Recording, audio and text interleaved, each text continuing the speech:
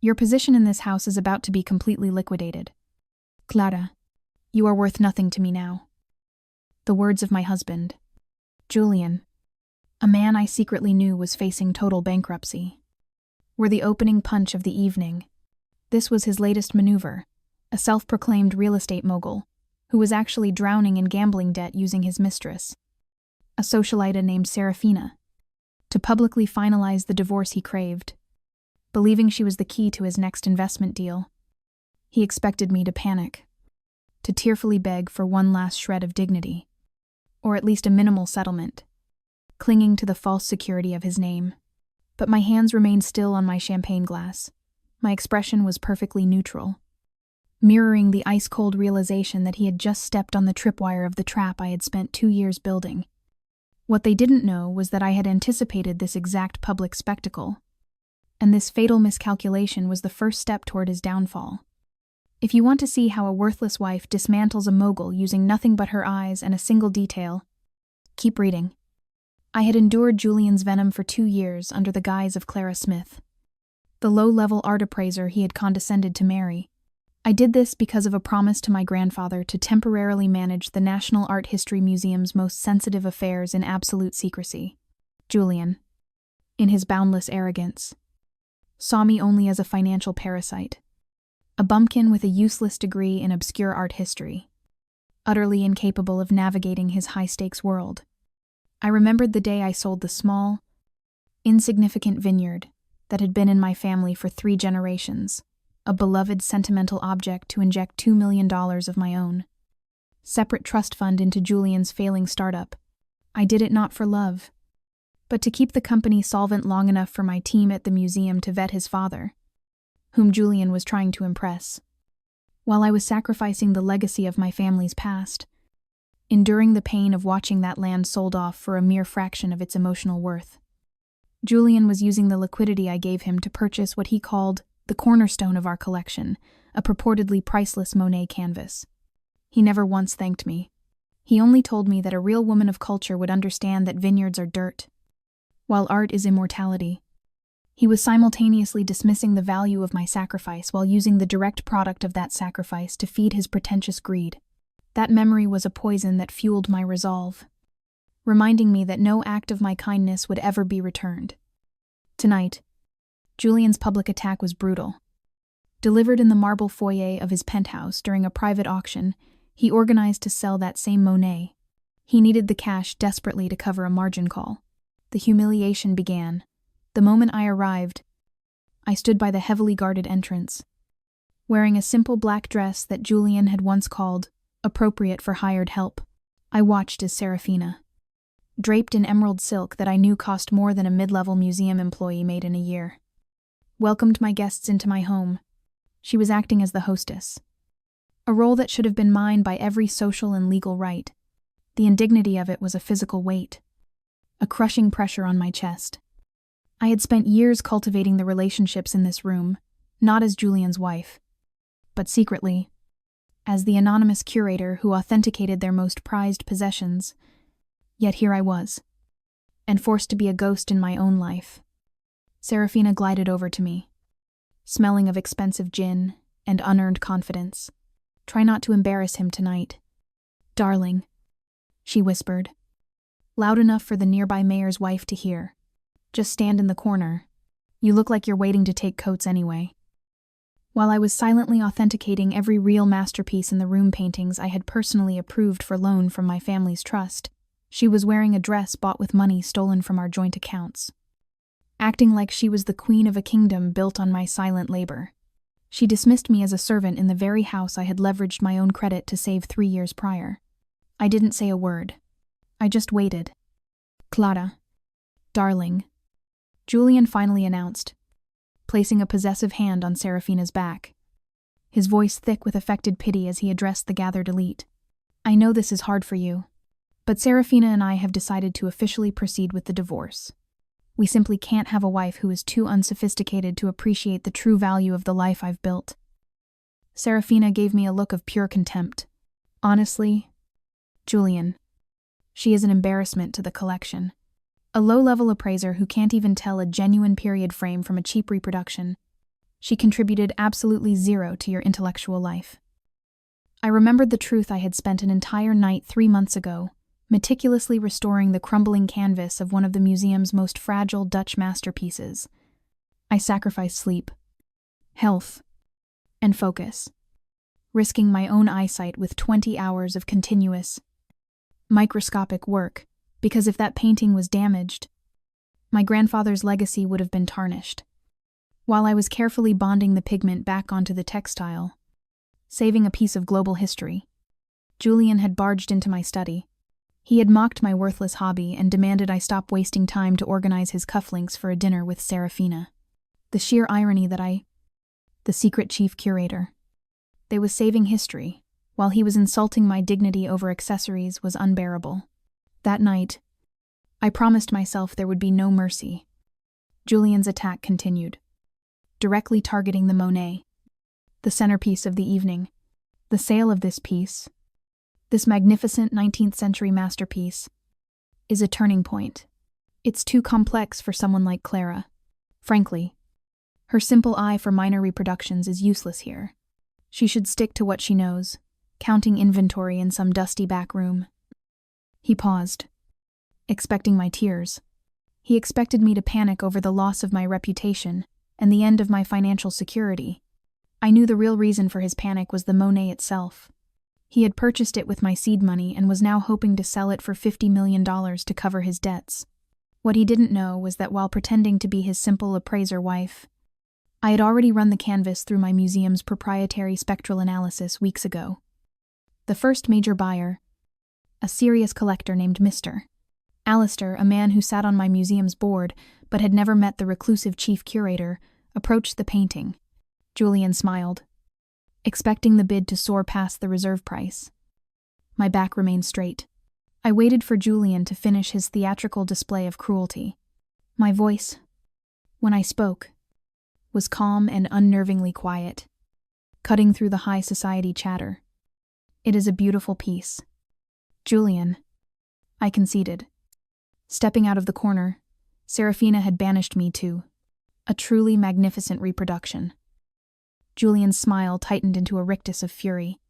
Reproduction, Clara. What are you implying? Control yourself. Don't let your bitterness ruin the evening. I am merely offering a curatorial note. Darling, the canvas, the pigment, all excellent copies, I stated, walking closer to the painting.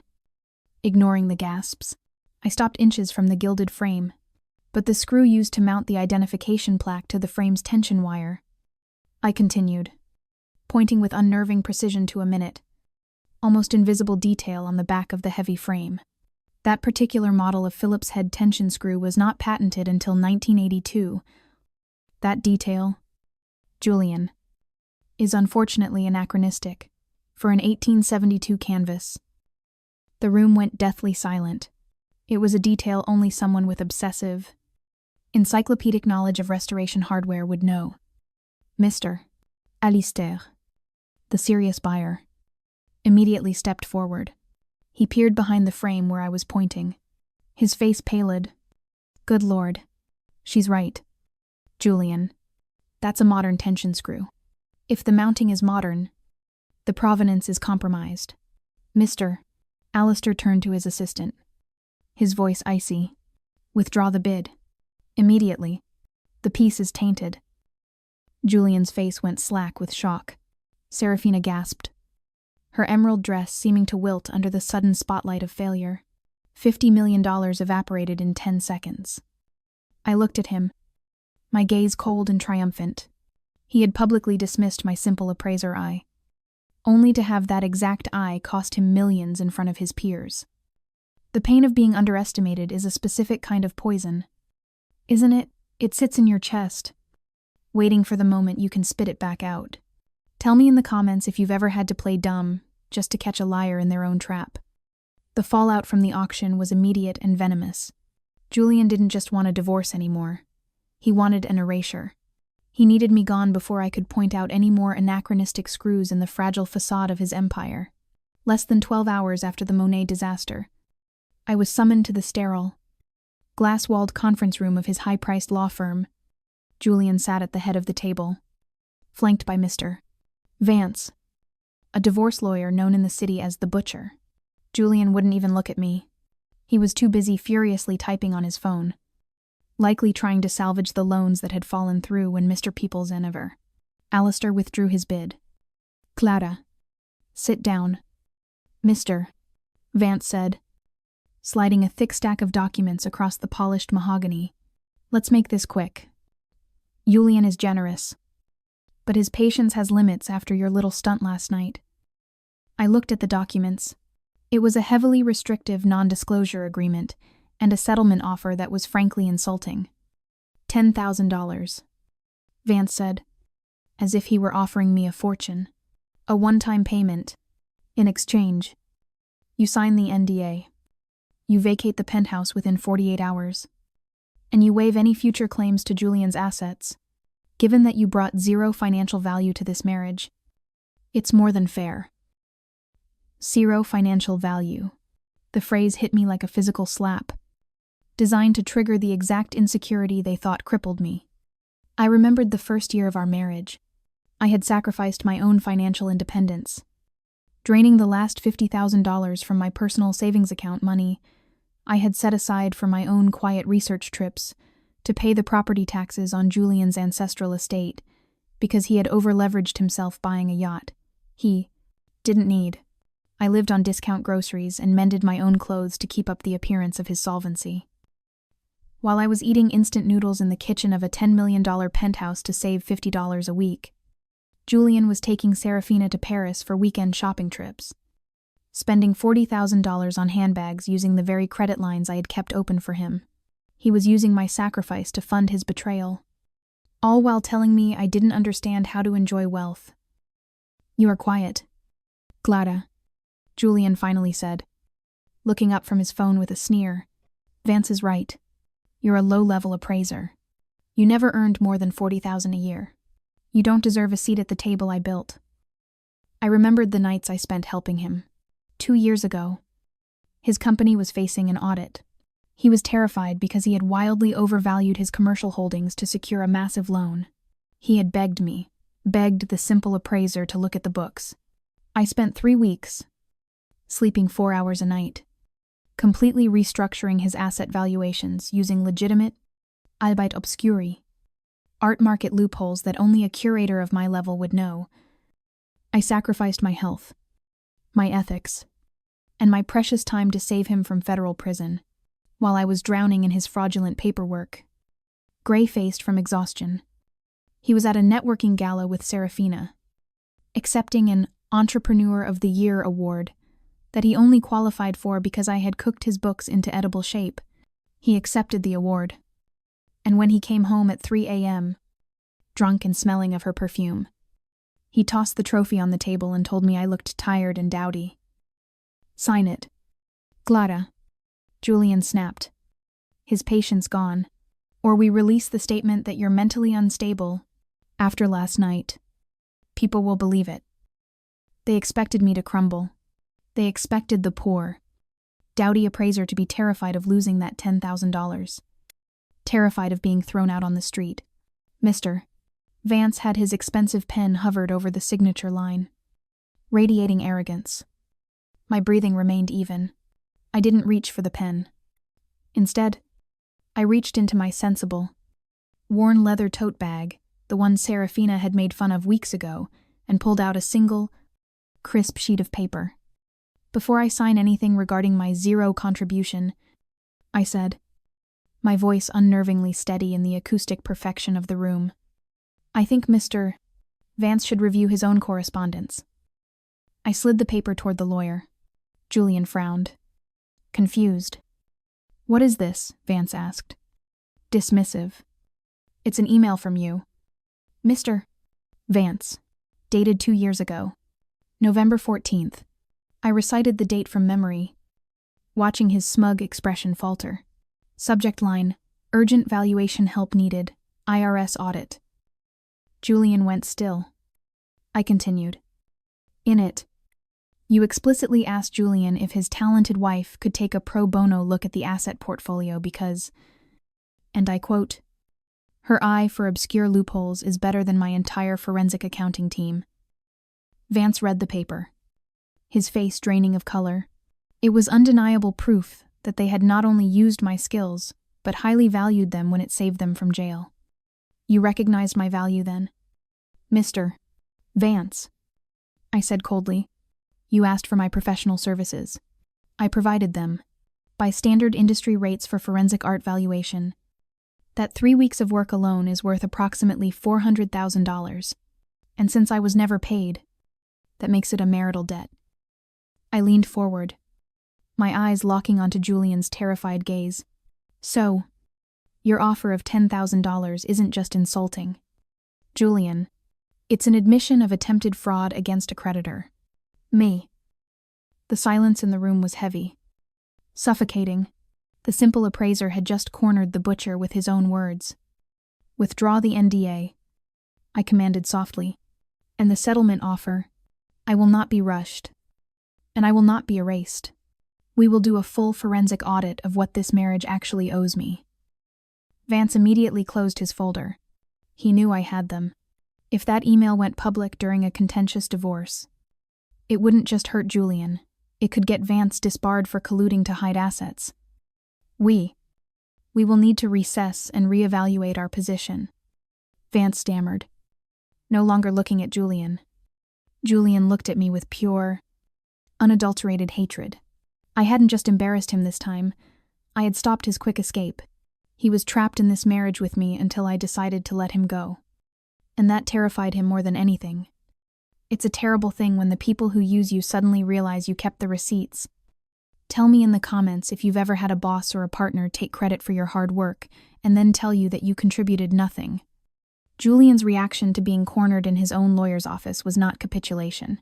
It was vindictive. Childish rage. He couldn't force me out of the penthouse immediately without triggering the audit I had threatened. So he decided to make my remaining time there a living hell. He knew exactly where to strike to hurt me most without technically violating standard marital living arrangements. He targeted my sanctuary. 48 hours after the failed settlement meeting, I returned home from my low-level job at the museum to find 3 uniformed movers in our foyer. They were hauling crates filled with my books, my rare, carefully curated reference library toward the freight elevator. Julian stood in the center of the chaos, sipping an espresso, watching the dismantling of my life with a satisfied smirk. What is this? I asked, though the icy pit in my stomach already knew. Renovations.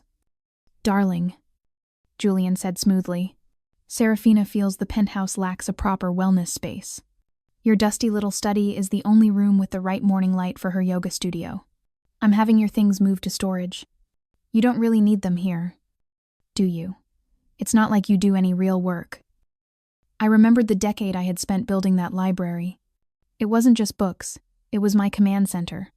It was where I secretly managed the multi-million-dollar acquisition budget of the National Museum. I had sacrificed my social life, my sleep, and my eyesight in that room, often working until dawn to authenticate pieces that would preserve in global heritage. More personally, I sacrificed my own financial security to build his fake reputation using that very room. 5 years ago, when Julian desperately wanted to be featured in Architectural Digest to boost his failing public image, he didn't have a single cultivated bone in his body. I spent $40,000 of my own inheritance to buy 3 rare 16th century architectural treatises just so he could have them casually displayed on his desk for the photo shoot. He didn't even know what language they were written in. While I was spending my safety net to buy him unearned credibility, he was telling the photographer that he had scoured Europe for them. Now, he was tossing those same books into cardboard boxes like common trash, dismissing the very tools that had built his fraudulent persona. Those books are fragile. Julian, I said, stepping toward a mover who was roughly handling a first edition Ruskin. Put them down. They're just old paper. Clara, he sneered. Don't be melodramatic. It's pathetic how attached you are to useless things. This is exactly why you'll never be successful. You cling to the past while people like Serafina and I build the future. I watched him direct the movers, invading the only private space I had left. I remembered when I had given up my actual office in the city, a beautiful space overlooking the park, because Julian had complained that my long hours away from home were making him lonely and depressed. I sacrificed my professional independence and my need for separation to work from home, to be present for him. I later found out those lonely hours were exactly when he started his affair with his first mistress, a Pilates instructor, while I was cramping my massive curatorial operations into a spare bedroom to be a supportive wife. He was using my proximity as a cover for his infidelity. Knowing I was safely tucked away in the study, now, he was kicking me out of the very prison he had convinced me to build for myself. He expected me to beg. He wanted tears. He wanted me to plead for my little room so he could feel the rush of power that Mr. Vance hadn't been able to give him. "You have 1 hour to clear out any personal trinkets," Julian said, checking his watch. "After that, I'm changing the locks on the door. Serafina is coming by at 6 to measure for mats." I didn't move toward the study to save my things. I walked calmly to the hall table where the mail was kept. I sorted through the stack until I found a specific, thick envelope addressed to his company, Titan Holdings. "Actually, Julian, speaking of renovations and changing locks," I said, holding the envelope, "I've been meaning to give you this. It arrived at my office today." "Your office? Why would my company mail go to your dusty museum basement?" "Not the museum. My other office." I remembered another sacrifice. Perhaps the biggest financial one I had made in secret. 7 years ago, Julian's first major office tower, the jewel of his supposed empire, was about to evict him. He was 6 months behind on rent because he had gambled away the operating capital in Macau. He was facing utter public humiliation. I used my trust fund, creating an anonymous shell corporation overnight, to buy the entire building for $80 million. I became his landlord so he wouldn't be evicted. I sacrificed 80% of my liquid assets, risking my own future security on a volatile commercial property, just to save his fragile ego from being bruised by an eviction notice, while I was secretly managing his building, ensuring the elevators worked and the heat stayed on so he could play Titan of industry. He was telling his friends at the club how he had intimidated the landlord into giving him better terms. He never knew I was the one he was intimidating. "What are you babbling about?" he snapped, snatching the envelope from me. "You see, Julian, when you told me my study was useless, I realized you might be right. I should focus on more profitable ventures, like property management." He tore open the envelope. It wasn't a standard letter. It was a formal notice of lease violation and immediate freezing of premises from the building's ownership group. Argos Properties. "Argos Properties," he muttered, reading the header. Then he looked up, genuine confusion warring with dawning horror. "Clara, how did you get this? This is confidential." "I didn't just get it. Darling, I authorized it." I stood squarely in front of him, no longer the meek wife. "Argos Properties is a subsidiary of my family trust. I bought your building 7 years ago when you were too broke to pay the rent. I have been your landlord for nearly a decade." The silence that fell over the foyer was heavier than any crate of books. The movers stopped, sensing the shift in power. You own my office tower," he whispered, his face draining of color. "I do. And I've just noticed that you've performed unauthorized renovations on the 24th and 25th floors. You knocked down load-bearing walls to create that massive executive suite you love so much. That is a severe violation of your lease." I pointed to the document in his shaking hand. "That notice officially freezes your commercial assets within the building until a full structural engineering survey is completed. It could take months. You can't move a single desk, let alone close any deals, until I say it's safe." He looked from me to the eviction notice for my study that he was still holding in his other hand. The contrast was staggering. He was trying to kick me out of a 300-square-foot room to hurt my feelings, while I had just effectively locked him out of his 50,000-square-foot headquarters. "You can have the study, Julian," I said softly, picking up my purse. "I think I'll go work from my building." Try not to break anything else while I'm gone. Repairs are so expensive these days. I walked out the door, leaving him standing amidst the scattered remnants of the library he had mocked, holding the paperwork that just paralyzed his entire company. Sometimes, the quietest person in the room isn't just taking notes, they own the building you're sitting in. Tell me in the comments if you've ever had to reveal a secret you were keeping to protect someone, just to stop them from hurting you. Julian's company was now paralyzed, frozen by the lease violations I had flagged as his secret landlord. He was desperate for liquidity. A drowning man flailing for anything that looked like a life raft. He couldn't access his business accounts. His credit lines were tapped out from his gambling, and the Monet sale had collapsed.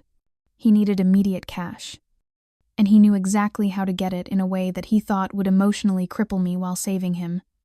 He decided to sell the only thing of mine he still had legal access to, the locket. 48 hours after I froze his building, I received an urgent, hushed phone call from Mr. Cisery.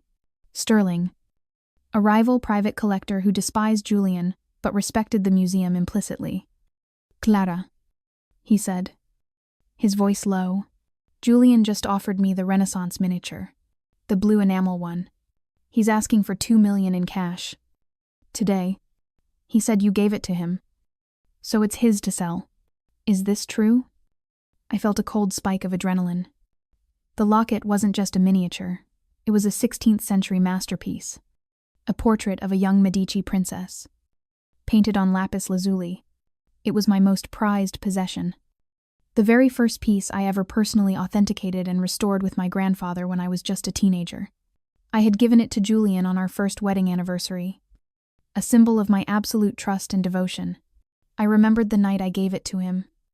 I had spent 6 months' worth of my private trust allowance, nearly $300,000, to buy it back from a private auction so it could stay in the family. I sacrificed a significant portion of my financial independence that year, canceling my own research trips to afford it. I told him it was a symbol of enduring love, something that lasted through centuries.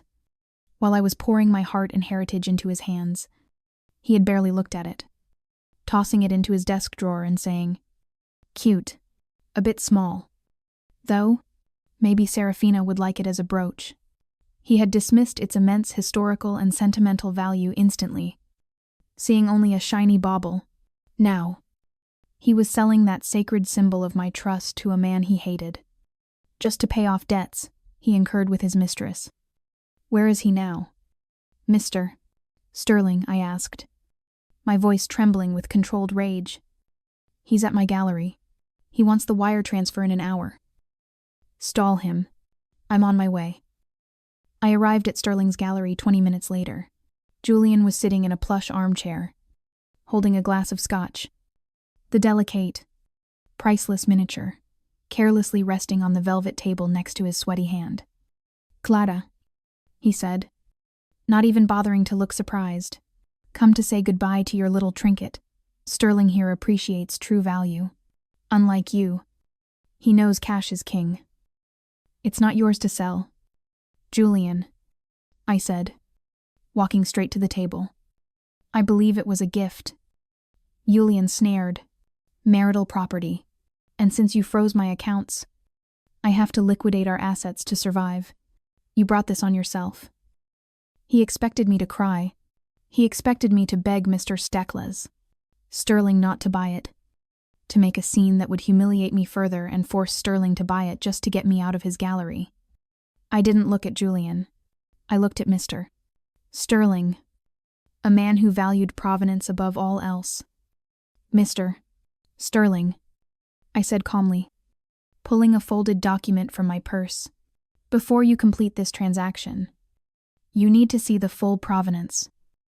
I placed the document on the table next to the miniature. It was an official loan agreement from the National Art History Museum, dated 5 years prior, the day after I gave it to Julian. "You see," I continued, my voice steady, "I never actually gave this to Julian. I officially donated it to the National Museum's permanent collection 5 years ago to protect it. I am listed here as the donor of record." Julian grabbed the paper, his hands shaking. "What you? You gave it to me on our anniversary." I gave you a long-term loan from the museum. Julian. I corrected him coldly. Which, as the curator, I authorized to stay in your possession as long as you remained a friend of the museum. I believed, naively, that being my husband qualified you. I turned back to Sterling. If you buy this, Mr. Sterling, you aren't buying marital property. You are fencing stolen goods from a federal institution. The FBI takes a very dim view of trafficking in national treasures. Mr. Sterling looked from the document to Julian, his face hardening instantly. He realized Julian had almost tricked him into a federal crime. Get out. Sterling snarled at Julian. Take your stolen property and get out of my gallery before I call the authorities myself. Julian stood there, stunned and humiliated, clutching the miniature that was now radioactive to any legitimate buyer. He had tried to sell my heart for quick cash, only to find out I had legally armored it years ago. You're a monster, he whispered to me as he shoved the miniature into his pocket. No, Julian, I said, my voice devoid of any emotion. I'm just a curator, and I always protect the collection from thieves. He fled the gallery like a common criminal, leaving me standing tall amidst the beauty he could never understand. Sometimes, the things you think you own actually own you. Tell me in the comments if you've ever had to legally outsmart someone just to protect what was rightfully yours. Julian's financial world was paralyzed, and he had been publicly branded a thief. I had assumed, naively, that this loss of face and fortune would be enough to make him crawl away. But I had underestimated the desperation of a cornered narcissist. When a man like Julian loses his money and his pride, he has only one weapon left: slander. He couldn't attack me himself. He was now a pariah, his credibility shredded. So, he unleashed his only remaining asset, Serafina. The attack began at 7 a.m. My phone lit up with a notification from a high-profile gossip blog, a link sent by a concerned Mr. Woney. Sterling with the simple message, Clara, they have gone nuclear. Serafina had posted a long, vicious, and deeply personal thread, which was now being shared by every society blog in New York. The first post was a picture of us at a gala, me in my simple black dress, her next to Julian, dripping in diamonds. The caption read, "The truth about the wife who destroyed Titan Holdings." A thread. The posts were a masterwork of cruelty. The first accusation was the most predictable: I was a gold digger. She was a nobody. Serafina wrote, a small-town appraiser who tricked him into marriage. She never contributed a single dollar, just leached off his genius. Leached. The word burned. I remembered the $2 million from my vineyard sale, the inheritance I had poured into his company just to keep the lights on. I sacrificed my own family's legacy so he could play act as a mogul. While I was signing away my personal financial security, he was using that exact liquidity to buy Serafina, the $500,000 McLaren she drove. He was calling me a gold digger to the world, while he was the one actively spending my gold, all while telling me I was terrible with money. The next post was worse. It accused me of being mentally unstable. Julian endured her episodes for years. Serafina claimed her jealousy was toxic. She was prone to fits of rage and paranoid delusions. The scandal at the auction, that was a complete mental breakdown. Not an appraisal. She needs help. I thought of the nights I had spent saving him from his IRS audit, the sleepless weeks, the migraines that split my vision, the sheer, crushing panic of navigating his fraudulent books.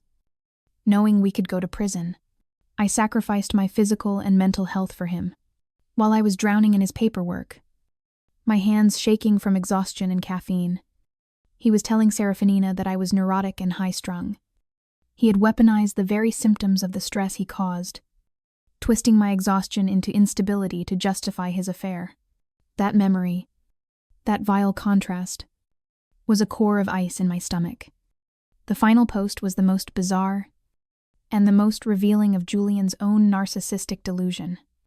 She didn't just leech, Serafina concluded. She stole the entire concept for Julian's first successful building, The Astra Tower. Was her idea? Please? She was a simple girl who knew nothing about real estate. Julian was the visionary. She just stole his idea and claimed it as her own when he tried to leave. I almost laughed. I remembered the Astra Tower.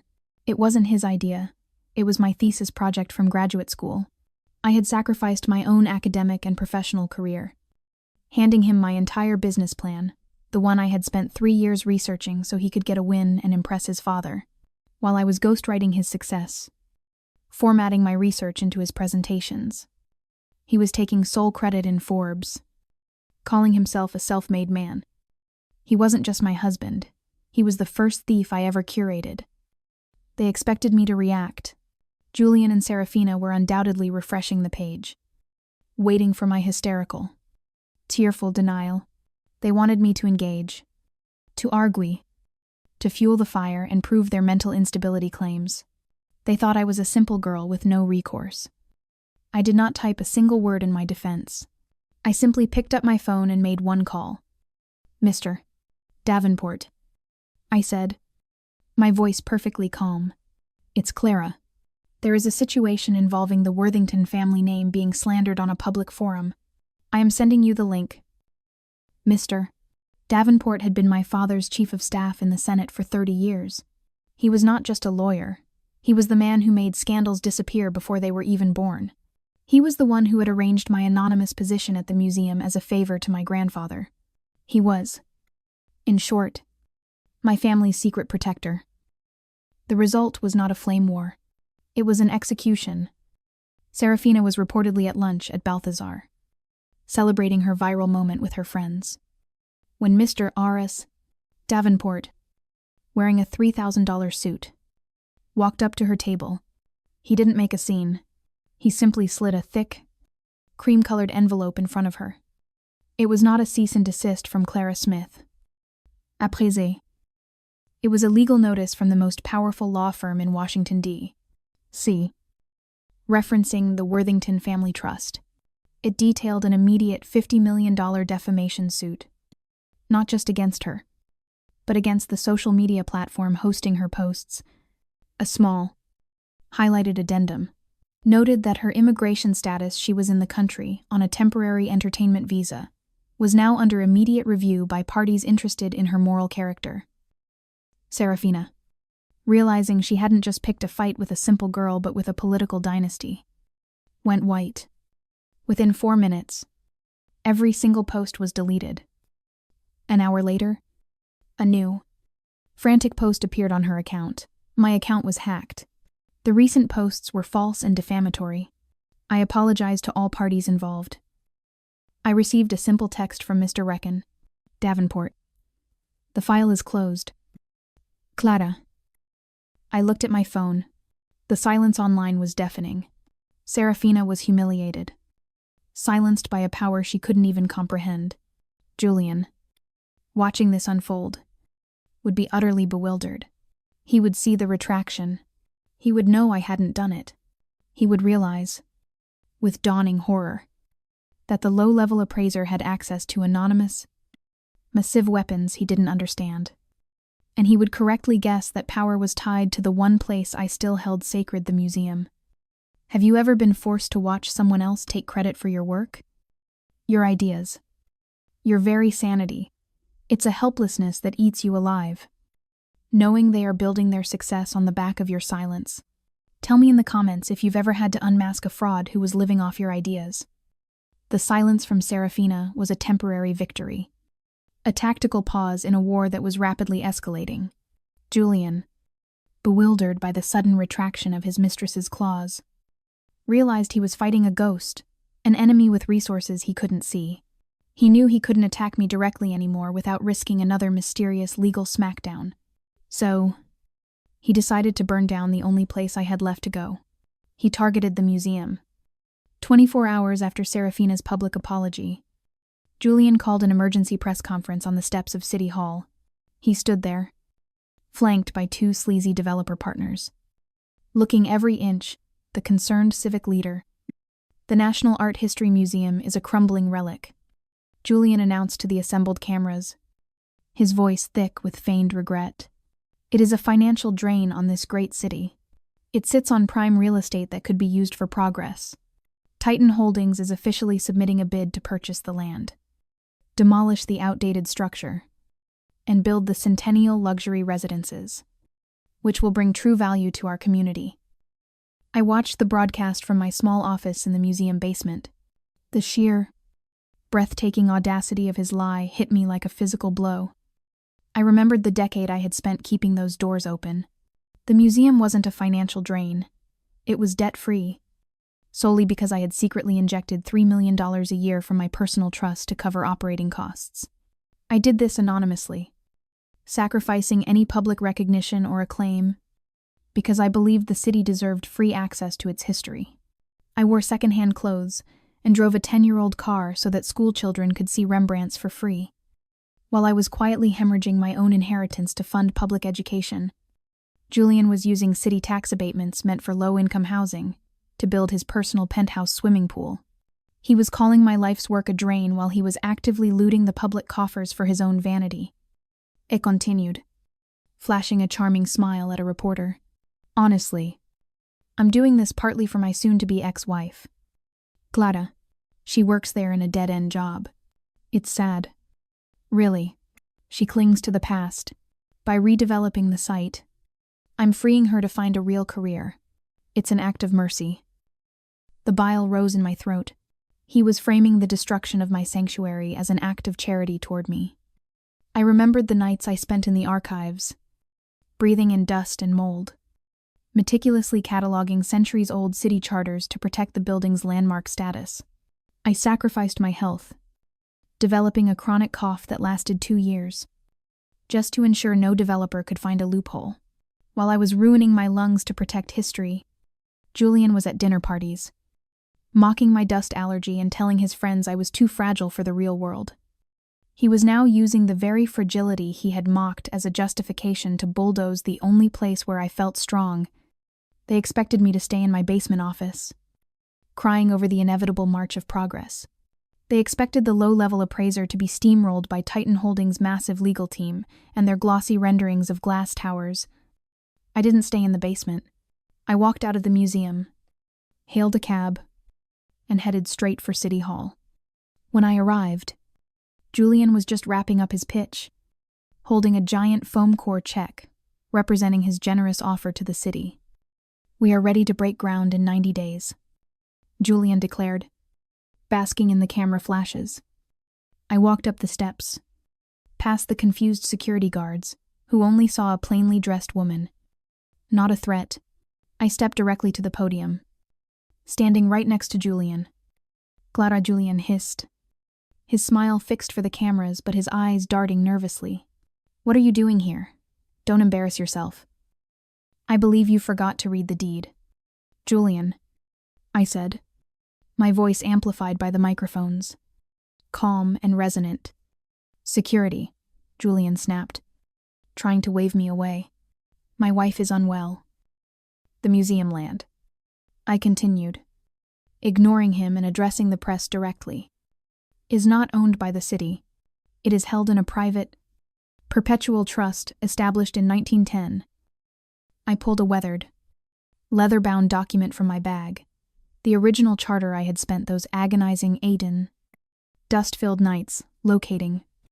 According to Article 4, Section 2, I read, my finger tracing the faded ink. "The land cannot be sold, transferred, or redeveloped without the unanimous, written consent of the guardian of the trust." Julian laughed. A nervous, brittle sound. "Guardian of the trust. That's some archaic nonsense. Who even is that? Some dead guy." I looked at him, and for the first time publicly, I let the mask slip just an inch. "Currently it's me." The silence that fell over City Hall was absolute. "I am the chief curator of the museum."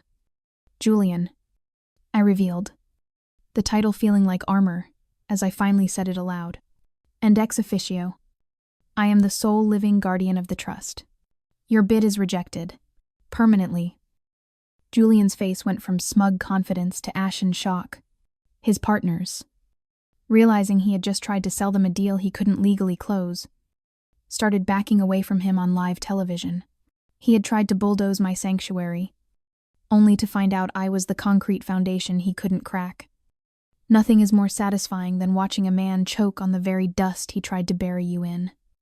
Tell me in the comments if you've ever had someone try to help you by destroying the one thing you loved most. Julian had been publicly humiliated on the steps of City Hall. His grand development deal crushed by my revelation as the guardian of the trust. He was desperate, cornered, and facing ruin. But Julian wasn't just arrogant, he was vindictive.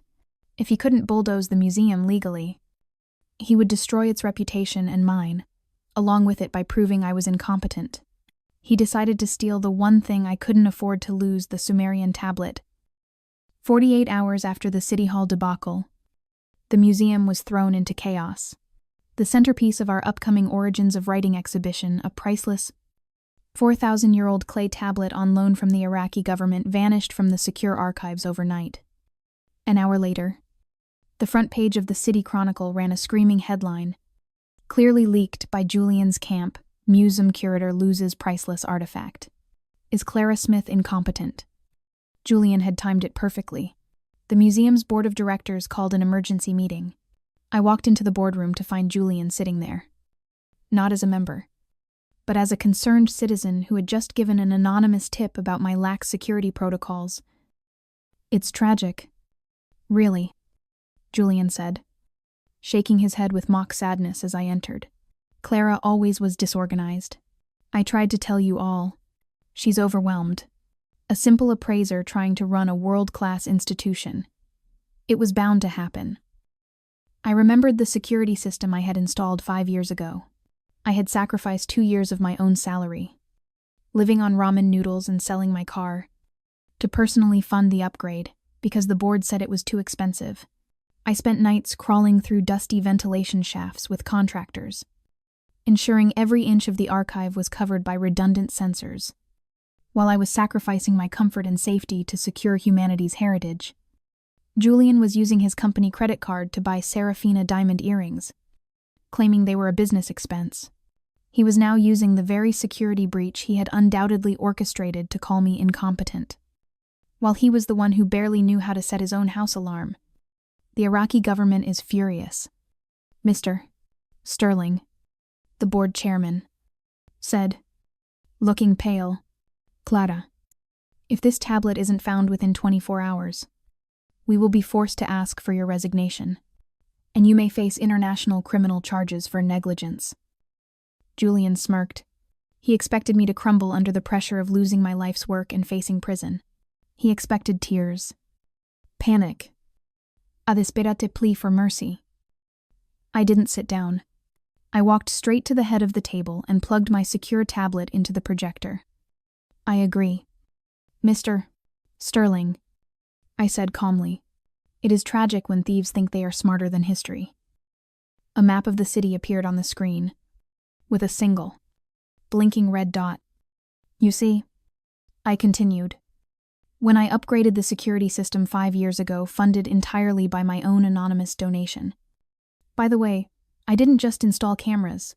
I embedded passive, microscopic GPS trackers in the clay of every major artifact.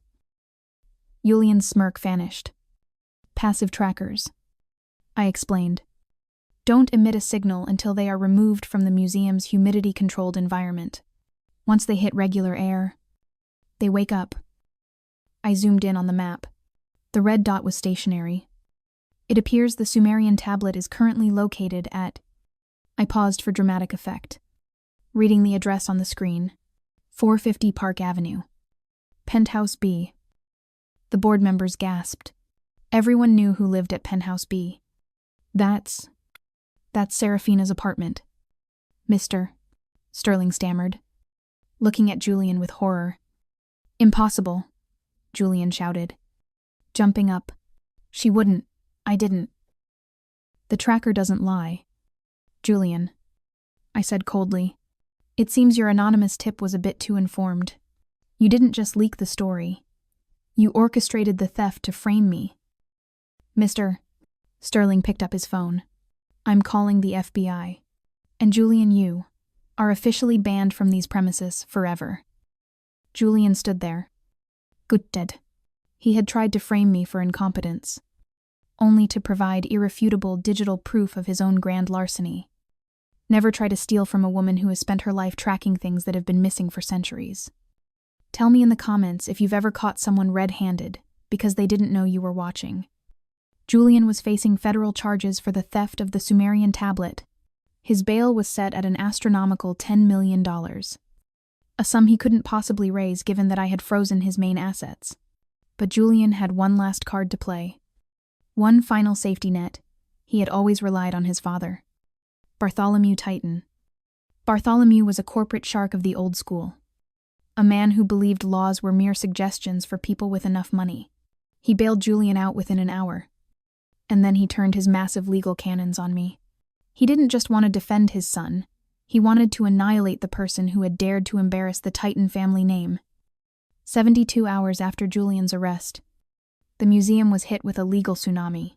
Bartholomew's law firm filed a class-action lawsuit against the museum on behalf of concerned donors, alleging gross financial mismanagement and demanding an immediate freeze of all our operating accounts until a third-party audit could be conducted. It was a death sentence. Without access to our operating funds, we couldn't pay staff, climate control bills, or insurance premiums. The museum would have to close its doors in less than a week. I sat in the darkened boardroom with Mr. Sterling, watching the news reports of the lawsuit. Bartholomew was on TV, looking somber and responsible. We must protect our cultural institutions from incompetent leadership, he said, his eyes cold and dead. Clara Smith has run this great museum into the ground. I remembered the year I spent auditing the museum's endowment. I found that Julian's father, who had been on the board years ago, had been quietly funneling endowment interest into his own construction projects as low-interest loans that were never repaid. I had sacrificed my own ethical comfort zone, keeping quiet about it then to avoid a public scandal that would have hurt donor confidence, choosing instead to quietly plug the holes with my own trust fund money. I sacrificed millions of my own dollars to cover up his theft, just to protect the museum's reputation. Now, he was accusing me of mismanagement, using the very financial fragility he had caused as his weapon. We can't fight this, Clara. Mr. Sterling said, defeated.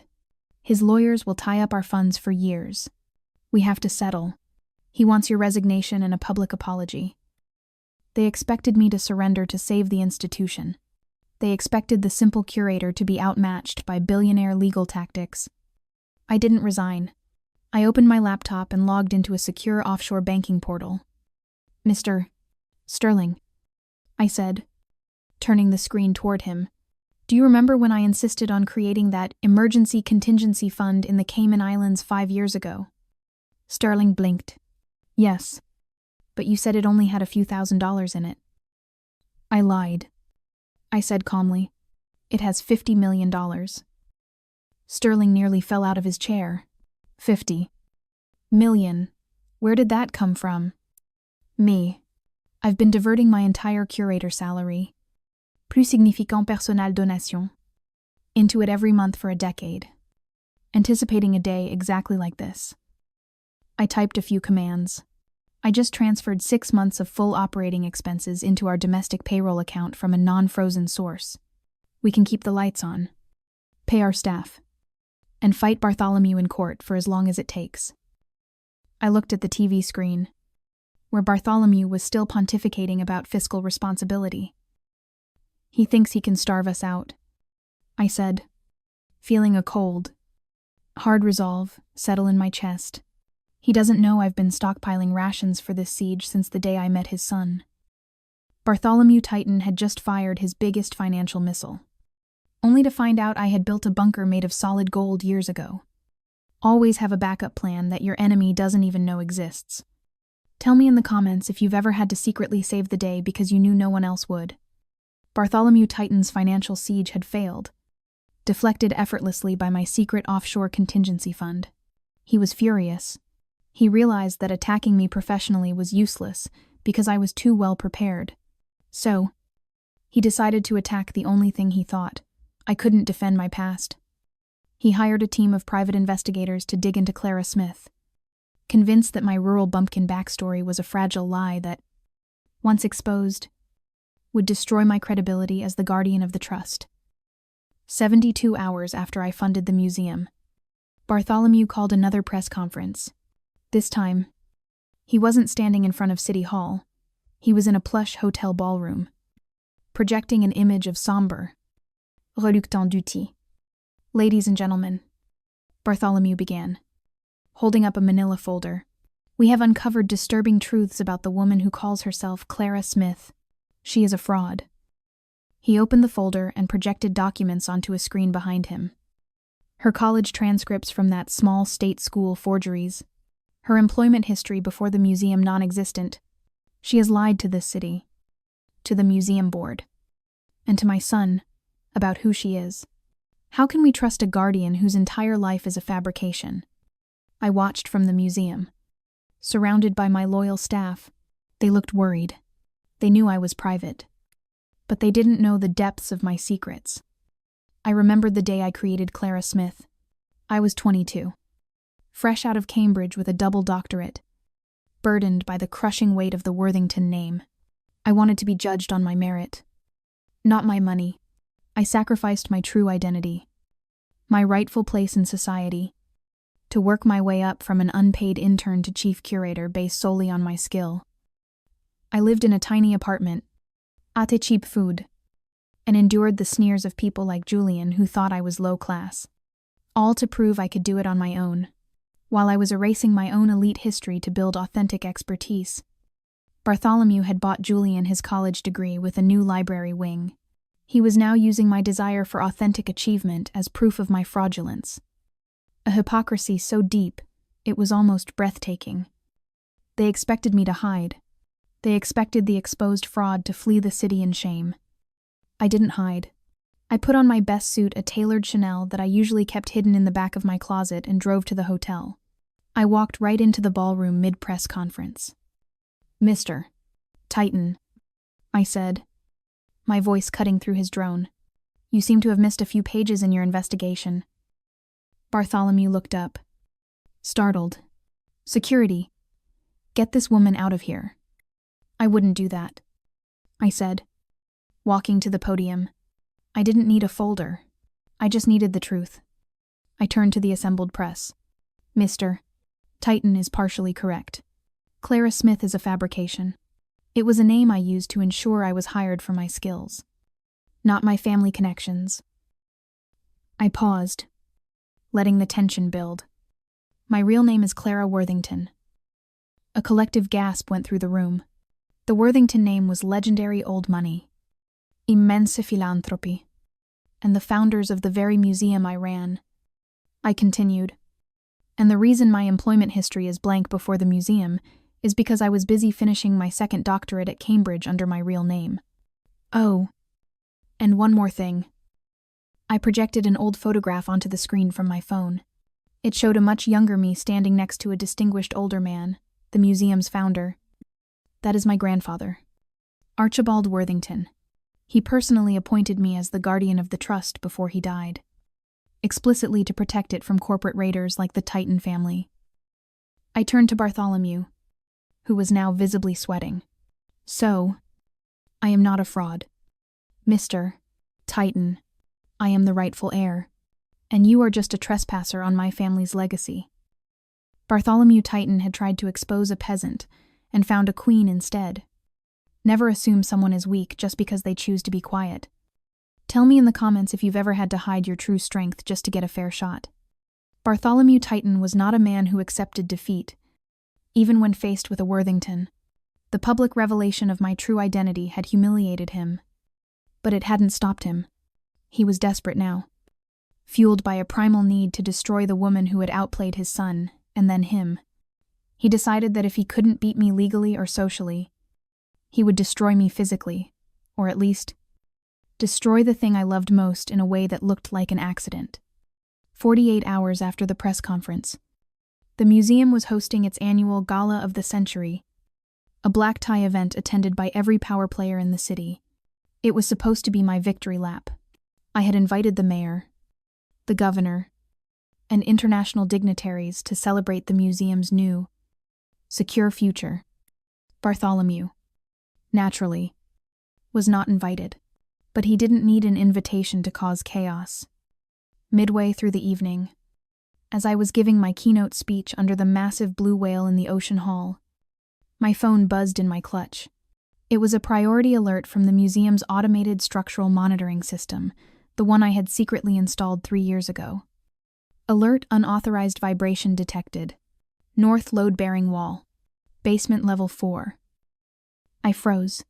Basement level 4 was directly beneath the Great Hall, where 500 of the city's elite were currently dining.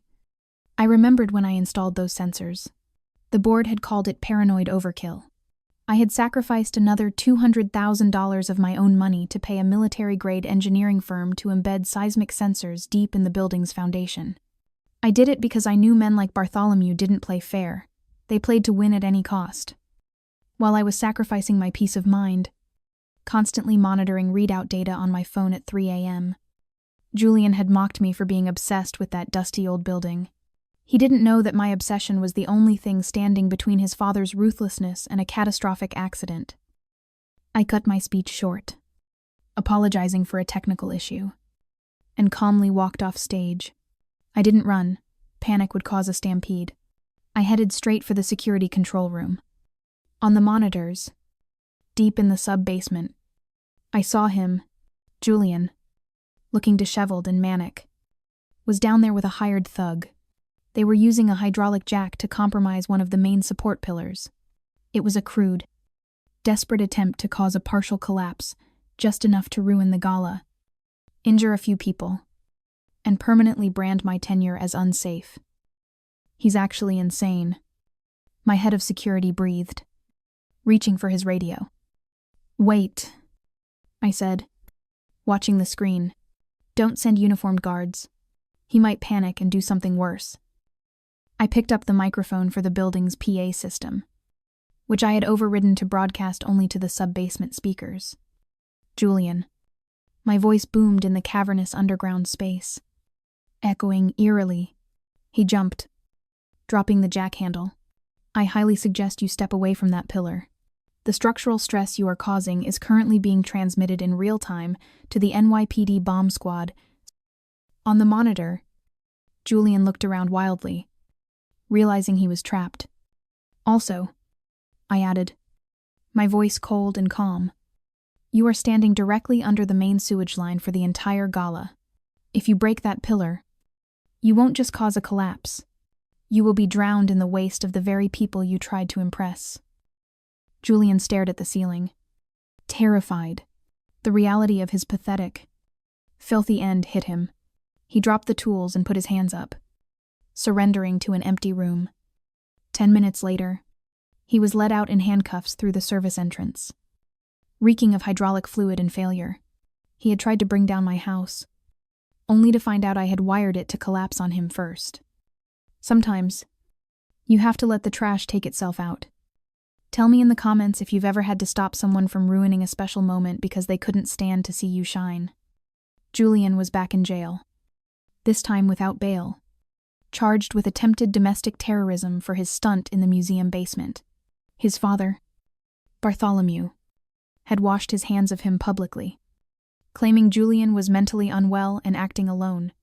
It was a ruthless move to save Titan Holdings from being dragged down with his son. But I wasn't done. Julian was just the pawn. Bartholomew was the king I needed to topple. I had saved the museum, but Titan Holdings still owned massive amounts of debt that could, theoretically, be leveraged against my family's other interests. If Bartholomew decided to get creative, I needed to end the Titan threat permanently. 48 hours after the gala, I initiated the final phase of my plan, the financial coup. Bartholomew was holding an emergency shareholder meeting to reassure investors that Titan Holdings was stable despite Julian's arrest. He was standing on stage, projecting confidence, when I walked into the auditorium, flanked by Mr. Davenport and a team of forensic accountants. "Mr. Titan," I called out from the aisle, "I have a question about your debt restructuring plan." Ms. Worthington. Bartholomew sneered. This is a private meeting for major shareholders. You have no business here. Actually, I do. I am your majority creditor. I remembered the months I spent secretly buying up Titan Holdings' distressed debt through a dozen shell companies. I had sacrificed huge portions of my personal liquidity, risking hundreds of millions of dollars on what my financial advisors called junk bonds. I did it because I knew that debt was the only language men like Bartholomew understood. While he was busy trying to destroy my reputation, I was quietly buying the mortgage on his entire empire. That's impossible, he scoffed. Our debt is held by dozens of diverse institutions. It was. I corrected him, signaling my team to hand out packets to the major shareholders. Until I consolidated it all under the Athena Trust last week, I now own 70% of your secured debt. Mr. Titan, and according to the covenants you signed, Julian's arrest for a felony committed on company property, he was wearing a Titan Holdings uniform during the break-in. Remember, constitutes a material breach of contract. I walked to the front of the room and faced him. I am calling in the full amount of the loans. Today, all $4 billion. Bartholomew turned ash-white. He didn't have $4 billion in liquid assets. No one did. You can't. That would bankrupt us instantly. Precisely, I said, my voice devoid of pity. Unless. Of course. You agree to my terms. Immediate resignation of the entire board. Appointment of a new, independent CEO of my choosing, and a complete divestment of all assets that conflict with the museum's interests. He looked at the shareholders, who were already murmuring angrily. I had no allies left. I had bought them all. Bartholomew Titan signed the resignation papers right there on the stage. He had spent his life using debt as a weapon to crush others, never imagining that one day, someone would buy the very sword he wielded and turn it against him. Sometimes, the best way to defeat a giant is to buy the ground he's standing on. Tell me in the comments if you've ever had to take extreme measures to finally stop a bully who wouldn't leave you alone. Julian was in jail. His father was ousted from his own company, and Titan Holdings was effectively under my control. I had dismantled their financial power, but there was one loose end left: the reputation they had built on stolen art. To truly cleanse the museum and my family name from their taint, I had to expose the foundation of their philanthropy. 48 hours after Bartholomew's resignation, I stood in the museum's Titan Wing, a gallery named after them in exchange for a massive donation 10 years ago. It housed their personal collection of antiquities, loaned to the museum as a tax write-off. I had invited the international press, along with special agents from Interpol's Art Theft Division. Ladies and gentlemen, I began, standing next to a pristine Roman marble bust. For years, the Titan family has used this museum to launder their reputation. They presented themselves as patrons of the arts. Bartholomew, watching from his lawyer's office via live stream, must have known what was coming. But patronage require legal ownership. I continued, and thanks to a year-long forensic audit of the Titan acquisition records conducted secretly by my team, we have discovered a disturbing pattern. I remembered the nights I spent cross-referencing dusty shipping manifests with Interpol's database of looted cultural heritage. I sacrificed my sleep and my peace of mind, wading through the sordid details of black market deals, knowing that if I was wrong, they could sue me for everything I had left. While I was doing the dirty work of uncovering their crimes, Bartholomew was receiving Humanitarian of the Year awards, shaking hands with dignitaries while standing in front of statues he knew were stolen from war zones. He had built a monument to his own ego on the graves of other nations' history. I nodded to the Interpol agents, who stepped forward and began placing sized tags on the artifacts.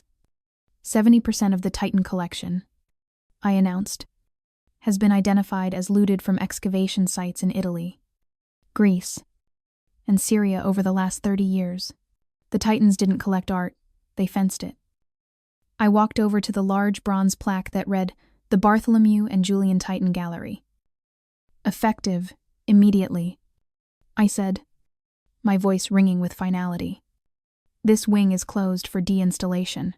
The artifacts will be repatriated to their countries of origin. And this name? I signaled to 2 workmen, who took crowbars to the bronze plaque. With a loud, satisfying screech of metal, they pried it off the wall. Will never again defile these halls. The plaque hit the marble floor with a deafening clang, a sound that symbolized the final, irrevocable end of the Titan legacy in my world. They hadn't just lost their money, they had lost their immortality. Sometimes, you have to tear down the monuments to lies before you can build something honest. Tell me in the comments if you've ever had to expose a fake good person to protect the people they were really hurting. With Julian in prison and Bartholomew's reputation shattered by the looted art scandal, the Titans were effectively neutralized. But there was one last ghost from my past that needed to be exorcised, Serafina. She had been silenced by Mr. Fada, Davenport's legal threats. But she hadn't faced true justice for her role in Julian's schemes. She had been his willing accomplice, benefiting from his fraud while actively trying to destroy me.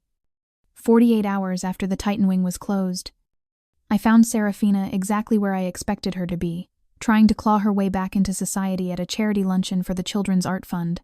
She was sitting at a corner table, noticeably shunned by the women who used to fight to sit next to her. I walked over to her table. She looked up, her face a mask of terrified defiance. "Clara," she hissed. "Come to gloat. You've ruined everything. Julian is gone. The money is gone. Are you happy now?" "Not yet," I said, sitting down opposite her. "You see, Serafina, we need to talk about your taxes." Her eyes widened. "My... what?" "Your taxes. Specifically, the taxes on the gifts Julian gave you over the last 3 years. The McLaren, the diamonds, the penthouse rent. According to IRS regulations, those aren't gifts if they were purchased with misappropriated company funds. They are considered taxable income."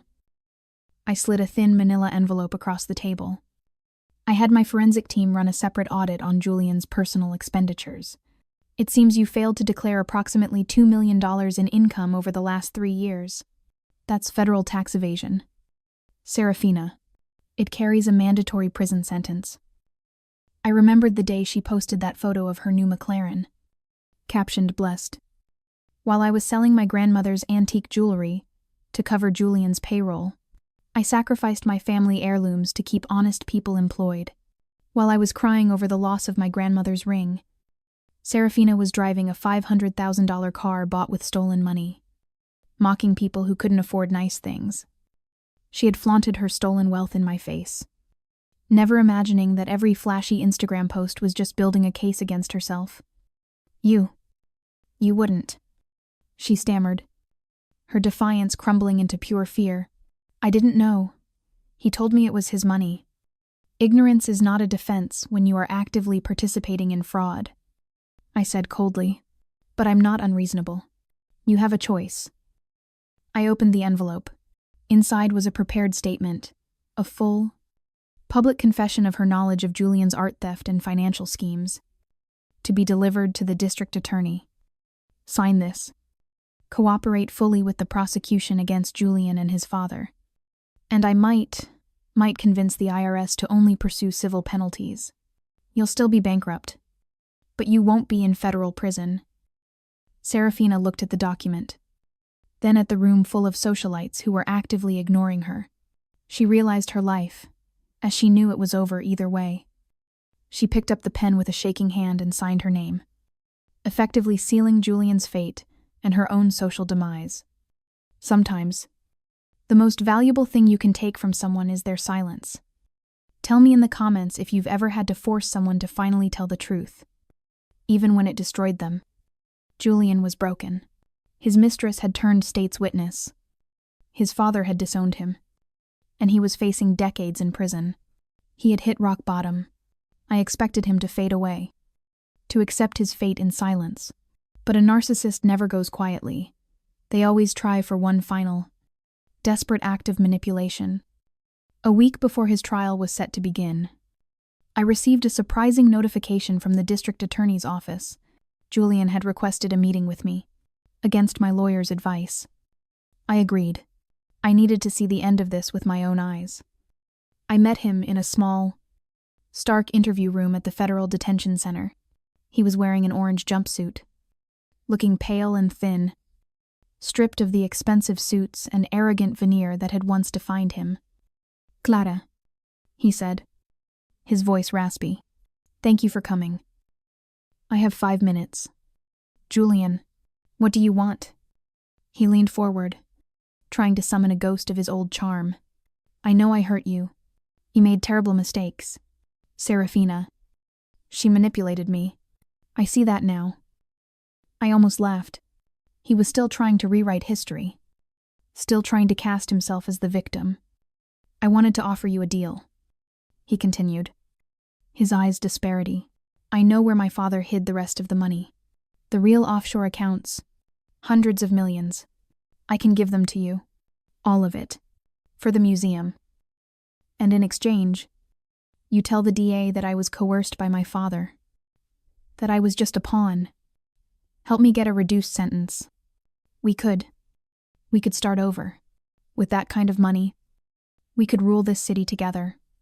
Just like we planned." I remembered the plans we had made. They were always his plans, funded by my sacrifices.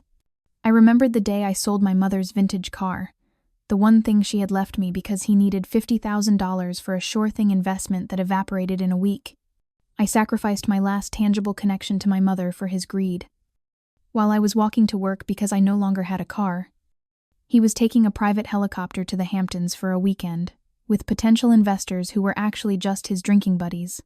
He had taken everything from me, piece by piece. And now he thought he could buy me back with money he had stolen from someone else. "You still don't get it, do you?" "Julian," I said softly, standing up. "Get what?" "It's hundreds of millions. Clara, think of what you could do. I don't need your stolen money." "Julian." "I never did."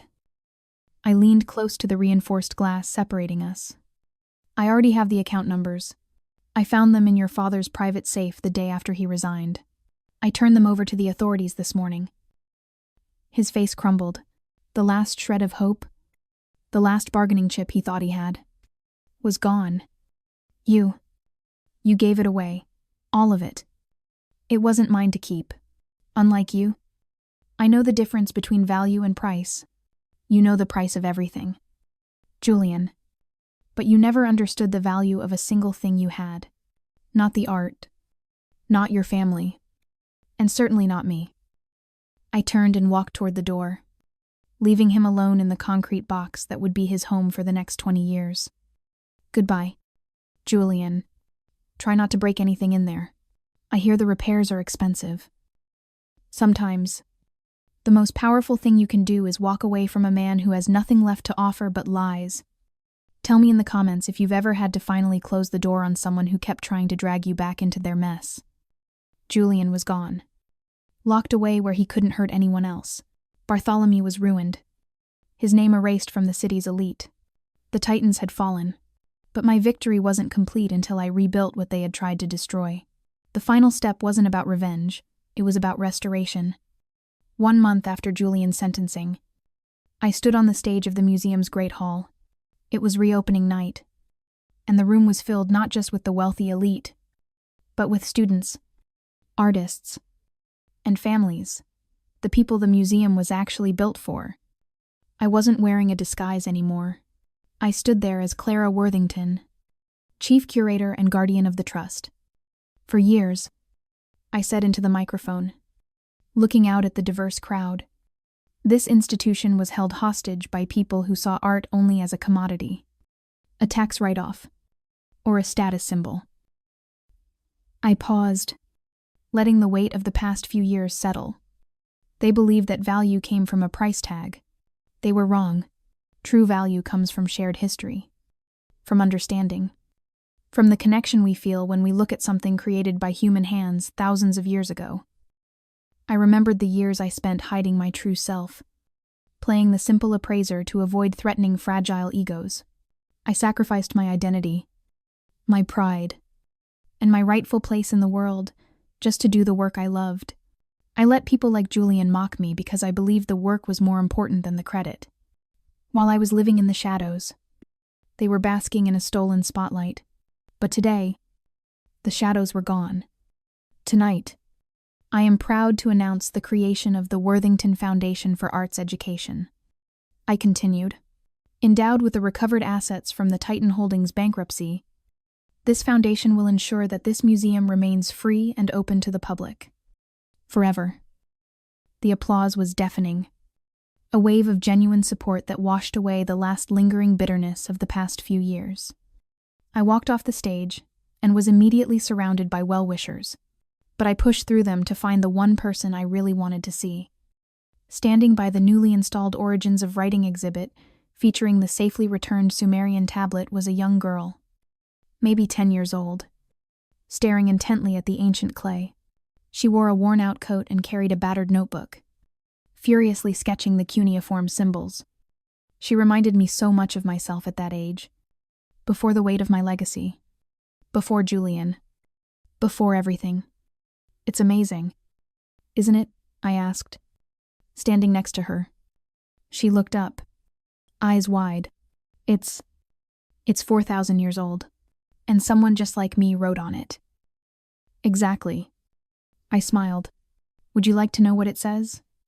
I spent the next hour not as a billionaire heiress, not as a victorious adversary, but just as a curator, sharing the magic of history with someone who truly valued it. Julian was rotting in a cell, obsessing over the millions he lost. I was standing in my own glorious, secure kingdom, richer than he could ever imagine, not because of the money I had, but because of the things I knew could never be bought. True wealth isn't about what you can hoard. It's about what you can share without ever losing it. Tell me in the comments if you've ever found your true value after finally letting go of people who couldn't see it. 1 year later, it is strange how quickly the towering figures of our nightmares shrink when viewed in the rearview mirror of success. For 10 years, Julian Titan had been the colossus of my world, a man whose sheer arrogance dictated my daily reality. Now, 12 months after his sentencing, he was just a terrifying footnote in the museum's expansive history. I sat in my office, the real one, with the panoramic view of the park that I had once sacrificed for him, preparing for the annual board review. The numbers in front of me were staggering. Attendance was up 40%. The endowment, free from Titan pilfering, had grown by 12%. We were thriving. I remembered the annual reviews during the Titan era. I would spend weeks preparing honest, desperate reports about our crumbling infrastructure, only to have Julian and Bartholomew redact them. They would force me to present sanitized, fake data to the donors to keep the prestige high while they looted the operational budget for their personal projects. I sacrificed my professional integrity every single year, standing at this very podium and lying to good people to protect thieves. I had developed an ulcer from the stress, literally bleeding internally, while Julian toasted to another successful year with vintage champagne bought with money meant for roof repairs. Now, the report was transparent, honest, and overwhelmingly positive. The ulcer was gone. The only thing burning in me now was pride. My assistant, a bright young woman named Sarah, who reminded me of myself before the world hardened me, walked in with the mail. Most of it is standard. Ms. Nation, Worthington, she said, but this one has a prison return address. Do you want me to shred it? I looked at the cheap, beige envelope. It was from Upstate Correctional Facility. No. Sarah, leave it. I waited until she left before picking it up. It felt flimsy, pathetic. I opened it. It was a single page, written in cramped, desperate handwriting that I barely recognized as Julian's formerly sprawling, arrogant script. Clara. They denied my appeal. I have no one left. Serafina won't answer my letters. My father is unavailable. I need money for the commissary. I need decent shoes. Please. You owe me that much for the years we spent together. You're rich now. A few thousand is nothing to you. Even from prison. He was still trying to leverage our past. still believing I owed him for the privilege of having been used by him. I remembered the shoes he made me wear 5 years ago. For his company, Christmas party. He forced me to wear a pair of designer heels that were a size too small because they looked better with the dress he had chosen for me. I spent 6 hours standing in excruciating pain, smiling at his investors while my feet bled.